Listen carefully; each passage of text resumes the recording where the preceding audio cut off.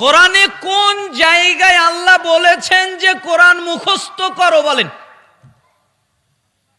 হাদিসের কোন হাদিসে এসেছে যে আল্লাহ বলেছেন কোরআন হিফজ করো? বলেন,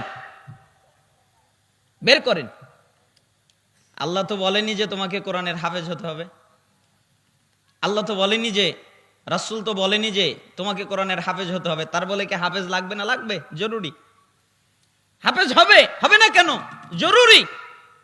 কিন্তু বলেননি, কি বলেছেন? আফালা ইয়াতাদাব্বারুনাল কুরআন, তারা কেন কোরআন নিয়ে গবেষণা করে না? কেন কোরআন বুঝে না? বোঝে না কেন?